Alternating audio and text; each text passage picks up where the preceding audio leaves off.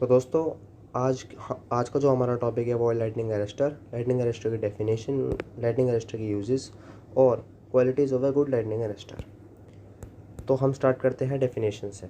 Definition में जो first point है वो ये लिखा है कि लाइटनिंग अरेस्टर जो है वो लो इम्पीडेंस पाथ प्रोवाइड करता है फ्लो ऑफ करंट को लाइन और अर्थ के बीच में।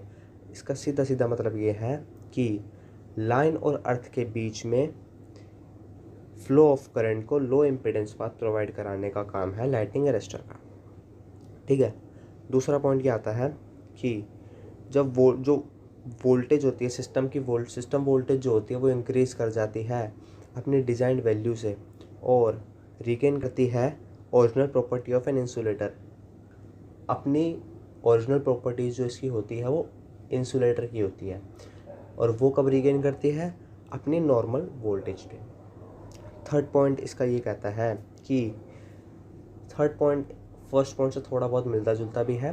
तो थर्ड पॉइंट में बेसिकली इसने यही बोला है कि लाइन और अर्थ के बीच में तो कनेक्टेड होता है ये सबस्टेशन के अंदर लाइन और अर्थ के बीच में इसको कनेक्ट किया जाता है ट्रांसफॉर्मर के पास।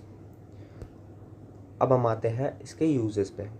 इसका पहला यूज़ यही है, protection of transformer, switch gear and electrical equipments of overhead lines. इस सेंटेंस को पढ़ के ये साफ साफ पता चल रहा है कि ये एक प्रोटेक्टिव डिवाइस है जो कि ट्रांसफॉर्मर, स्विच गियर और electrical equipments of overhead lines को प्रोटेक्ट करने के लिए यूज़ किया जाता है। इसका अगला पॉइंट ये है कि to protect line and equipment from sky lightning. Line को और इक्विपमेंट को ये आकाशीय बिजली से, जो आसमान से बिजली गिरती है कड़कती हुई, उससे बचाता है। अब हम आते हैं अगले हमारे से जुड़े हुए टॉपिक पे जिसका नाम है qualities of a good lightning arrester.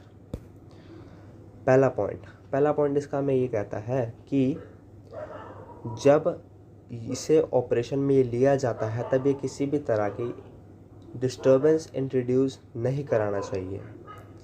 जैसे कि हम और भी मशीन्स देखते हैं, जनरेटर और ड्रिलिंग मशीन, मतलब बहुत सारी मशीनें हैं दुनिया भर की, तो 3600 मशीनें हैं, हज़ारों मशीनें हैं। अब कुछ मशीनें ऐसी भी होती है जब वो ऑपरेशन में ली जाती हैं तब वो बहुत शोर करती हैं या फिर धुआं देती हैं या और भी काफ़ी तरह की परेशानियां उनसे हमें झेलनी पड़ती है। तो इसमें ये सुनिश्चित किया जाता है कि इसके ऑपरेशन के दौरान कोई भी डिस्टर्बेंस इंट्रोड्यूस ना हो। अगले पॉइंट पे हम आते हैं। अगला पॉइंट ये है कि ये हमेशा परफेक्ट फॉर्म में होना चाहिए जब हम इसको परफॉर्म करें। ठीक है। जिस भी फंक्शन के लिए हमने इसको रखा है उस फंक्शन को परफॉर्म करते टाइम इसमें कोई भी इशू नहीं आना चाहिए। उस वक्त ये प्रॉपर कंडीशन में होना चाहिए और परफेक्ट फॉर्म में होना चाहिए। तीसरे पॉइंट पे हम आते हैं। जो अरेस्टर है वो एक प्रॉपर वोल्टेज के लिए सिलेक्ट किया जाना चाहिए।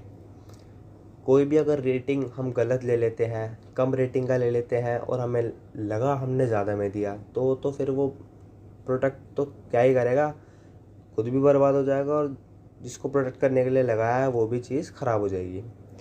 अगले पॉइंट पे हम आते हैं। इसका जो अर्थ रेजिस्टेंस है वो जितना कम हो सके ये उतना अच्छा परफॉर्म करता है। अगर अर्थ रेजिस्टेंस ज़्यादा होगा ये परफॉर्म उतना अच्छा नहीं कर पाएगा। अगले पॉइंट पे हम आते हैं। It should keep itself ready for the second discharge after first discharge.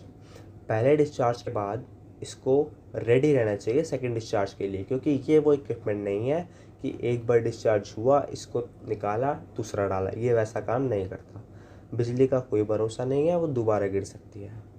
तो जितने आप चेंज करोगे उसके बीच गिर गए तो बहुत भारी नुकसान हमें झेलना पड़ सकता है। तो ये पॉइंट हमें यही कहता है कि फर्स्ट डिस्चार्ज के बाद इसको खुद से ही सेकंड डिस्चार्ज के लिए रेडी रहना चाहिए।